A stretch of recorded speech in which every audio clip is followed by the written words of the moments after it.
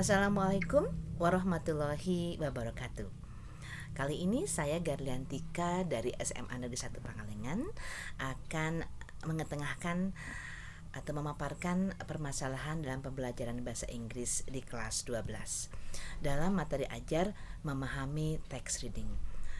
Text reading merupakan teks yang harus difahami oleh semua siswa, tidak hanya pada saat sekarang saja, tapi nantinya pemahaman terhadap text reading itu akan bermanfaat sekali bagi mereka ketika mereka melanjutkan ke jenjang yang lebih tinggi, terutama ketika mereka menemukan materi pembelajaran berbahasa Inggris.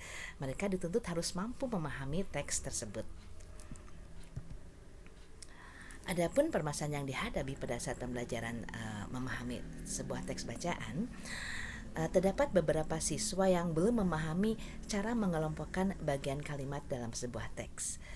Ini biasanya diperlukan juga bagi mereka ketika mereka menerjemahkan sebuah teks. Akar permasalahan yang didapat setelah saya melakukan pengamatan kegiatan pembelajaran, yaitu beberapa siswa belum mengetahui bagian kalimat seperti subjek, verb, objek, dan adverb serta penempatannya di dalam kalimat. Alternatif solusi yang saya ambil yaitu yang pertama, menjelaskan kembali struktur dalam sebuah kalimat. Kemudian menjelaskan kembali apa yang disebut dengan subjek, verb, objek, adverb, serta fungsinya di dalam kalimat. Hal yang pertama saya terangkan yaitu subjek. What is subject? Subject is a part of a sentence that contains the person or things performing the action or verb in a sentence.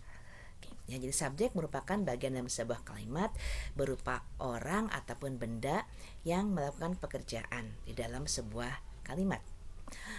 Salah satu contohnya yaitu living in the city has both advantages and disadvantages. Bisa kita lihat bahwa living in the city merupakan subjek, dan biasanya subjek selalu seringnya ditempatkan di awal kalimat. Kemudian verb. What is verb? Verb merupakan words that show an action, occurrence, or state of being. Almost every sentence requires a verb. Kata kerja merupakan kata yang menunjukkan sebuah pekerjaan, kejadian, atau sebuah keadaan. Hampir semua kalimat memerlukan kata kerja. Contohnya masih kalimat yang sama, yaitu living in the city has both advantages and disadvantages. Di sini has merupakan kata kerja dari subjek living in a city. Kemudian object. We use object to talk about the thing or person that the action is done. That the action is done to, or the one who received the action. Objek kita gunakan untuk membicarakan tentang benda ataupun orang yang dikenai pekerjaan. Jadi objek merupakan atau bisa berupa benda ataupun orang yang dikenai pekerjaan. Nah, kebetulan di sini contohnya juga masih sama, yaitu living in the city has both advantages and disadvantages. Advantages and disadvantages merupakan objek dari kata kerja has. Tinggal di kota memiliki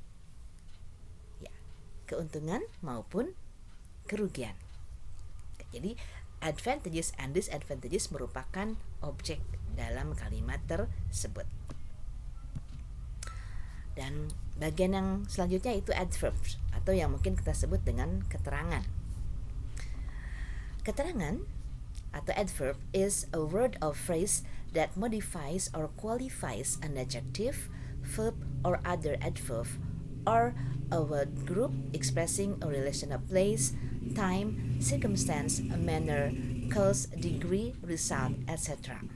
Keterangan merupakan kata ataupun frasa yang menerangkan sebuah kata sifat, kata kerja, ataupun keterangan yang lain, atau juga bisa merupakan sebuah kelompok kata yang menjelaskan hubungan berupa tempat, waktu, kejadian, manner ataupun cara, sebab, tingkat, hasil, dan sebagainya. Oke, contohnya di sini saya mengambil sebuah contoh dari sebuah teks sederhana yang memang kami bahas di kelas bersama-sama, yaitu tentang nuklir. Oke. The first large-scale nuclear power station was opened at Calder Hall in Cumbria, England in 1956. Ya, di sini ada sebuah kelompok kata atau frase yang dicetak tebal.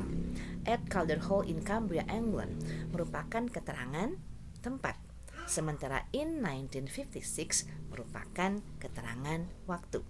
Ya, jadi kalau kita bisa terjemahkan secara sederhana adalah bahwa stasiun pembangkit tenaga nuklir berskala besar pertama dibuka di Calder Hall di Cumbria, Inggris pada tahun 1956. Hasil pemecahan masalah setelah penjelasan yang saya sampaikan kepada siswa, yaitu tentang bagian-bagian terdapat dalam sebuah kalimat, akhirnya siswa mampu mengidentifikasi yang mana subjek, verb, objek, dan juga adverb dalam kalimat. Dan inilah sumber rujukan yang saya ambil. Demikian yang bisa saya sampaikan pada kali ini. Terima kasih. Wassalamualaikum warahmatullahi wabarakatuh.